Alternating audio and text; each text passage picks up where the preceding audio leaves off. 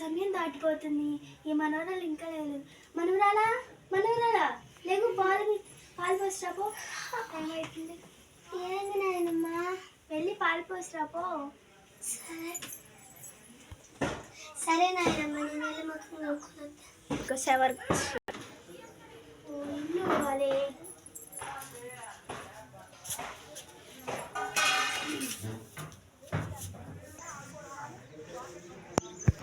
నాయనమ్మ పాలకొండ వెళ్తా. సరే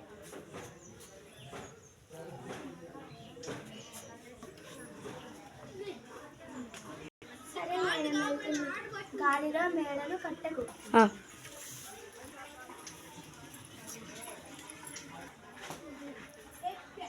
నా మనవరాలు ఎప్పుడు వచ్చిందో. అబ్బా, మాటలోనే నా మనవరాలు వచ్చింది. 100 ఏళ్ళ ఆయుష్ ఉంది. అమ్మ పాలు మొత్తం అమ్ముడు పోయాయి. అమ్మయ్య, నాకు ఎంతో సంతోషం. ఇదిగో అమ్మ డబ్బులు. ఇదిగో నాయనమ్మకు. నేను పోయి పండుకుంటాను. సరే, నేను ఈ కొండను చూస్తా, నువ్వు వెళ్ళి పడుకో.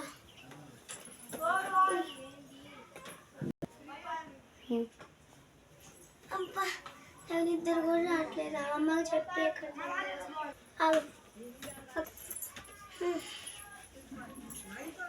అమ్మ, నేను ఇంకోసేపు బయటికి వెళ్తాను. ఇద్దరు కూడా రావట్లేదు.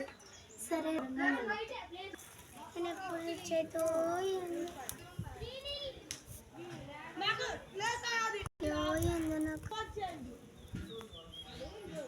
టైం అవుతుంది, తొందరగా రా. మనవరాలా, ఎప్పుడు రిచ్ గురించి ఆలోచించిపోతే మంచిగా పనులు చేసుకుంటే అదే రిచ్ కొన్ని రోజులు ఆయనకి వస్తుంది కదా. నేనేమి రిచ్ గురించి ఆలోచించట్లేదు. పదా ఆకలి అవుతుంది. సరే, ఇంట్లో నుంచి ఏదో ఒకటి పట్టుకొస్తాను. అమ్మమ్మ నేను ఇంకా రాలేదు. మర్చిపోయి పనికి వెళ్ళిందేమో, చూస్తాము. ఓ, మర్చిపోయి పనికి వెళ్ళిపోయింది. అన్నమైన వండుకుందాం. అయ్యో, బియ్యం కూడా లేవే,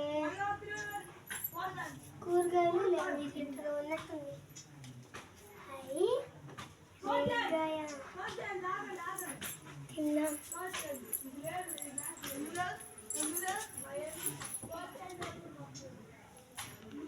వచ్చేసరికి లేట్ అయిపోయింది. వండుకుంటా.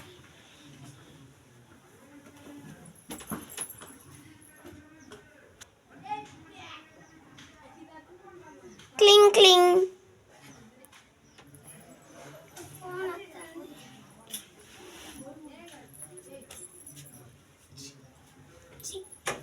హలో హలో అమ్మ. ఏందమ్మ ఇంకా రాలేదు? నేను ఊర్లో ఉన్నా కానీ రాజుగారు వాళ్ళు పెళ్ళుందంట.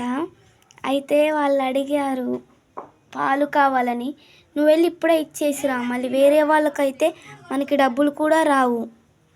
సరే అమ్మ. సరే, రేపు పొద్దున్నే వచ్చాయి. సరే అమ్మ.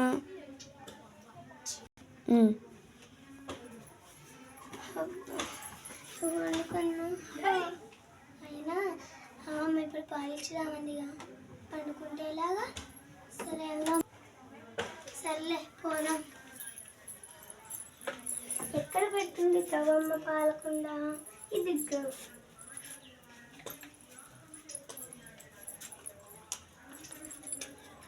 నేను ఎప్పుడు రిచ్ అయిపోయాను ఏందో. నేను గిట్ట రిచ్ అయ్యానంటే మహారాజు వచ్చి వెళ్ళాడమంటే నేను ఇలా ఇలా ఇలా ఇలా. అయ్యో, పాలన్నీ నిరపలైపోయాయి. ఇప్పుడు ఎలాగా? అవును, గాలిలో మేడలు కట్టకు. అమ్మమ్మ చెప్పినా కూడా నేను వినలేదు, అందుకని ఇలా అయిపోయాయి. అమ్మమ్మ వచ్చి నన్ను చూసిందనుకో, ఏంది ఇలా చేశాను అనేది.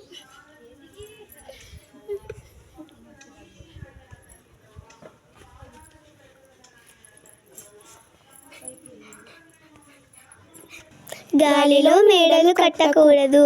ధన్యవాదములు.